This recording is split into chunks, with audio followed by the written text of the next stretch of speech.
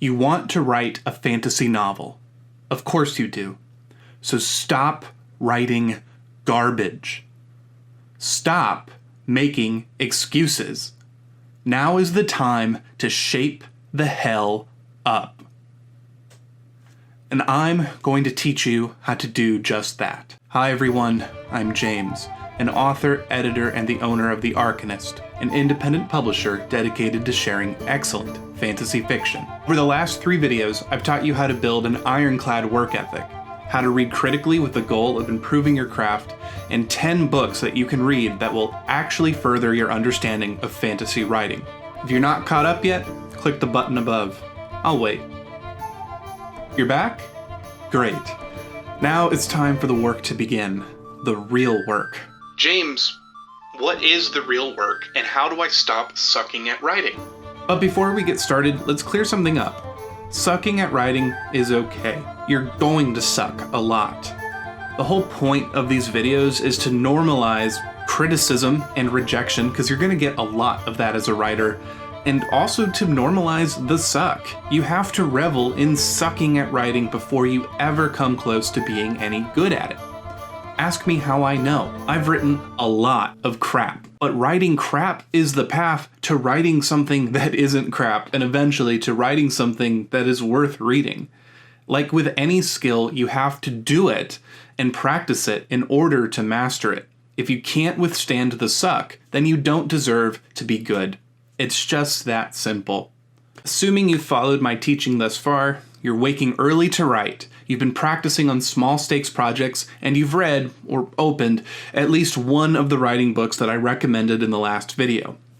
Now it's time to put your writing to the test. It's time to put your work in front of other people and listen to constructive criticism. And then, you will thank them for their time. In this video, we're going to discuss how to find a community of writers at or above your level so you can swap writing and trade critical analysis.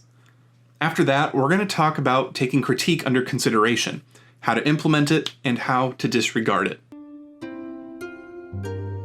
So, I made the mistake of going to college to learn how to write fiction. Even though college was the catalyst of my growth and development as a writer, reader, and thinker, I don't think that you have to spend tens of thousands of dollars to acquire the skills you actually need to succeed. During my undergrad, what set me apart from my peers was that I spent all of my free time working on my own writing projects and practicing.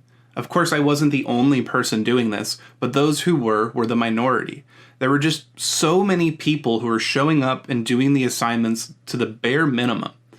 And in a craft like writing, where there's no job at the end of the degree, I don't understand why you would waste your time and money doing something you don't really care about. That's just the thing about writing. You either do it or you don't do it.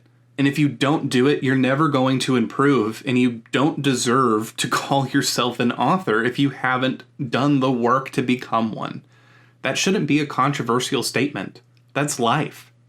School was great, and personally, without it, I don't think I could have even come close to where I am today. But it wasn't until Lee Patton and I established the Literary Fantasy magazine during my senior year of college that my skills as a writer really took off. You see, we started spending a lot of time on other people's work, editing and improving it, and identifying the problems that led to rejection. We also spent the entirety of 2025 writing serial novels for the website. Lee wrote his first novel and I edited it. I wrote my first published novel and Lee edited it. Between all these activities and submitting authors, we had essentially created a tight-knit critique group solely focused on harnessing what we believe to be excellent fantasy. Through working with Lee on Ashen Rider, my capacity for handling large workloads and writing excellent prose skyrocketed. Part of this was the social incentive. We promised each other we would write entire books in the span of 6 months, which is quite a challenge when you're writing your first book. Another aspect is that Lee is an excellent writer for reasons different that make my writing effective. We're on a similar level of experience, and so we learned a lot from improving on each other's work. So yes, school and craft books and reading a lot got me started. But having solid professionals working towards similar ends is what forged me from a hobbyist into a pro with 5 or more books scheduled to release in the next 2 years. You lay the foundation for yourself with study, which you can do on your own. You don't need to spend money to do it. But you're only going to really excel once you find like-minded people who are going to challenge you and give you actionable feedback to help propel you forward. Finding your people can be very hard, especially nowadays where people are lonelier and less open to connection than ever. Also, the internet is full of judgmental pricks, so you're going to have to filter through that.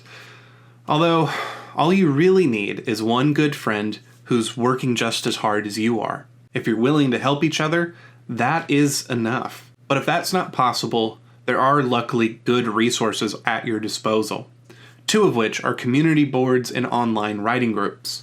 Check your local library for writing groups. If you live in an urban area or a college town, Google writing groups in your town. You'll be surprised how many there actually are. Alternatively, you can search for online groups. I've been involved with a few excellent communities for some time, all of which have free options and premium options with more features. All of them are run by people I know and have worked with in the past. None of them are sponsoring this video or even know that I'm mentioning them here, but I do believe in what they're doing, which is why I'm telling you about them. The Storytelling Collective. Stoko was founded by Ashley Warren, an industry professional with tons of credits under her belt.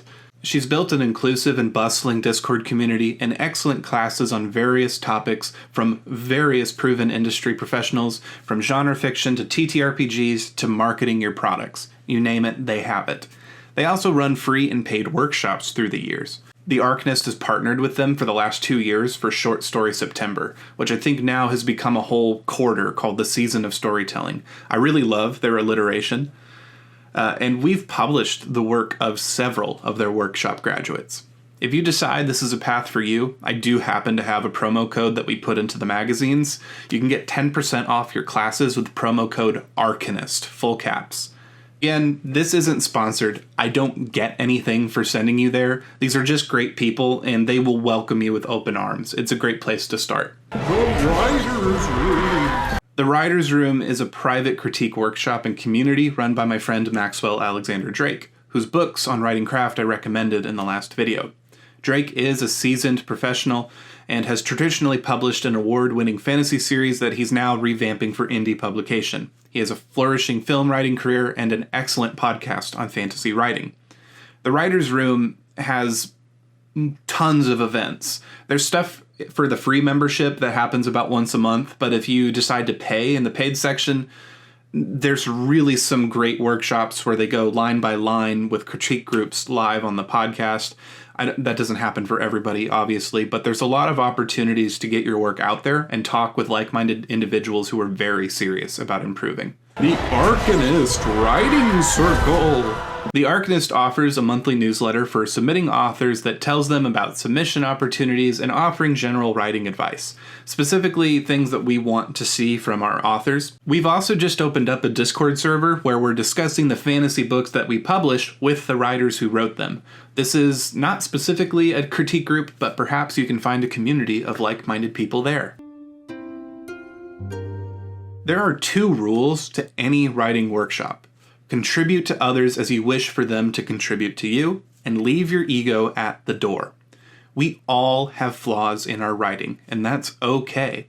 The goal of a workshop, or any constructive criticism, is to extract the very best qualities out of your writing. You need to have a thick skin. You're going to be told things you don't want to hear, and it will hurt. And you will need to listen to that hurtful feedback without rebuttal and thank the people for their time who read your book. They didn't have to do that. I like to think that I have a thick skin, but sometimes I hear things that make me question the entirety of my life choices. For example, I sent my first written book, What Lies Below, to my friend and his spouse, who are both avid readers. This is the gist of the feedback I received. I feel like I'm listening to a bunch of disembodied voices talking in a white room. I could not get past chapter 6. Ooh, this burned. But it also alerted me to an integral issue with my prose and challenged me to improve my visual and sensory writing. I tried making excuses, justifying my bad writing. I happen to have very poor eyesight, very poor sense of smell. I'm hard of hearing, and have sensory issues, like with feeling things on my skin. So my sensory experience compared to other people is very muted. So for some reason that means I can't write with flavor or color or tell people what that looks like. It was just an excuse. It doesn't mean anything. There's no excuse for bad writing. But eventually I took this feedback into consideration, I accepted it, and it's the most useful thing that anybody has ever said to me.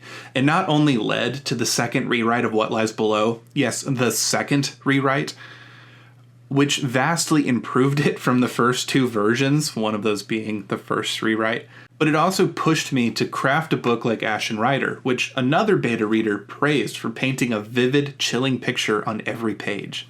Now that's a far cry from Voices in a White Room. The lesson here is that you need to deeply consider the critiques that people give you, especially if you've heard the same thing time and time again. But you need to have a thick skin. I cannot voice this loudly enough. As a writer, you will be inundated with rejection and criticism at every turn. You are going to feel like you can never do anything right. That's why it's so important to know when to consider these things and act upon them, or when to stand by your guns.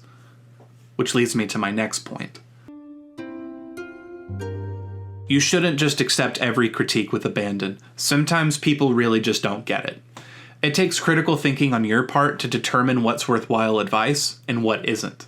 The first tell of misunderstanding is the reader's taste. Maybe you write heroic fantasy, but your writing group is full of paranormal romance authors.